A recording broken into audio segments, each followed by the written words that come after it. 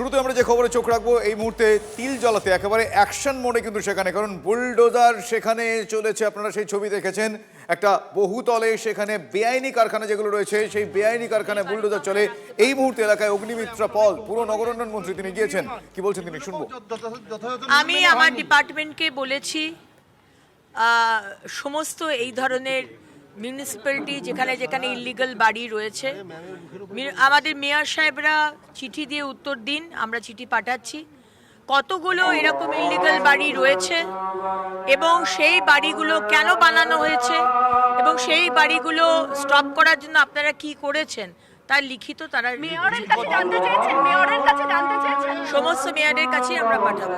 Madam দীর্ঘদিন ধরে এটা চলে আসছে, নতুন নয়, মানে একেবারে উদাসীন ছিল তারা, দেখতে পাচ্ছ না এরকম। না, উদাসীনটা আসলে যখন টাকা চলে আসে তখন উদাসীন হয়ে যায়। আগের সরকাররা লক্ষ লক্ষ কোটি কোটি টাকা ঘুষ পেয়েছে, টেবিলের তলায় ডিল হয়েছে, ঘুষ দিয়ে ইলিগাল বাড়ি তৈরি হয়েছে, সবকিছুই ইলিগাল হয়েছে। ওয়াটার বডি বুঝিয়ে তৈরি করা হয়েছে গোডাউন, বাউ মোমোর ফ্যাক্টরিতে 30 জনের মৃত্যু হয়েছে, তার কোনো বিচার আমরা পাইনি। সুতরাং এটা হয়েছে। পার্ক স্ট্রিটেরও অগ্নিকাণ্ড হয়েছিল, এতগুলো অগ্নিকাণ্ড হয়েছে কলকাতা শহরে, কোনোটার তো বিচার হয়নি, আর থাকবে না। আমরা অ্যাকশন নিতে শুরু করেছি। এই ধরনের যে ইলিগাল বাড়ি বা ইলিগাল বা ব্যবসা চলছে ইলিগাল বাড়িতে, সেটাও কারুর ব্যবসা ইলিগাল বাড়িতে চলছে, সেটাও আমরা প্রথম দিন থেকে যদি কড়া পদক্ষেপ আমরা নিতে পারি মাননীয় মুখ্যমন্ত্রীর নির্দেশে, তাহলে আশা করা যায় আমাদের প্রতিটি পদক্ষেপ অত্যন্ত স্ট্রিক্ট হবে। এখানে কোনো দুর্নীতির সাথে কি বলবো আপোষ করা, এটা আমাদের মানে আমরা করতে পারবো না। মেয়র বা চেয়ারম্যানের যদি গাফিলতি ধরা পড়ে এক্ষেত্রে সরকার কি পদক্ষেপ নেবে তার বিরুদ্ধে? 4টে কেস ধামাচাপা দিয়ে রাখা হয়েছিল, সিবিআই তদন্ত দেওয়া হয়নি। আজকে মাননীয় মুখ্যমন্ত্রী সেটা পারমিশন দিয়ে দিয়েছেন। সুতরাং আমাদের সরকারের কি মানসিকতা সেটা আমার আলাদা করে বলার কিছু নেই। তিলজলার যে বহুতল চামড়ার কারখানায় অগ্নিদগ্ধ হয়ে 2 জনের মৃত্যু হয়েছে, সেই বহুতল ইতিমধ্যেই সম্পূর্ণভাবে ভেঙে দেওয়ার নির্দেশ দিয়েছেন মুখ্যমন্ত্রী শুভেন্দু অধিকারী। আমি রয়েছি সেই বহুতলের একদম সামনে, আমার সহকর্মী দীপঙ্কর জানাকে বলবো একটু দেখানোর জন্য। সেই ধ্বংসস্তূপ ইতিমধ্যেই বুলডোজার এসে ভাঙার কাজ শুরু করেছে এবং বুধবার প্রায় 5 ঘন্টা 2টি বুলডোজারের মাধ্যমে এই ভাঙার কাজ শুরু হয়েছে। সামনের অংশের ছবিটা দেখাচ্ছি, আমার সহকর্মী দীপঙ্কর জানাকে বলবো এই যে সামনের অংশটা দেখা যাচ্ছে যেখানে পুলিশ কর্মীরা রয়েছেন, এই অংশটা মূলত এই কারখানার পার্কিং এরিয়া।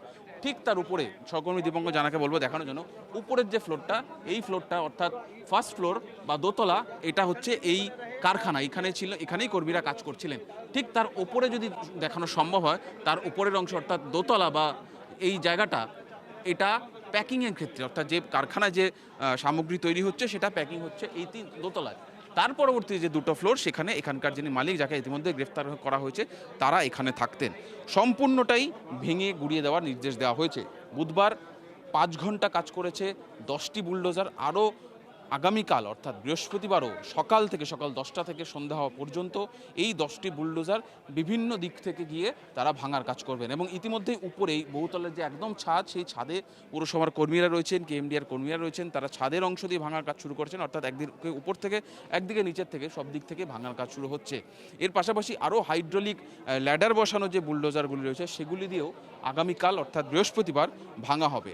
এইভাবেই যে রাজ্যের যেখানে যেখানে সম্পূর্ণ বেআইনি নির্মাণ রয়েছে, যেগুলি বিপজ্জনক, যেটা মানুষের পক্ষে বিপজ্জনক, তার ক্ষেত্রে 0 টলারেন্স নীতি নিয়েছে সরকার।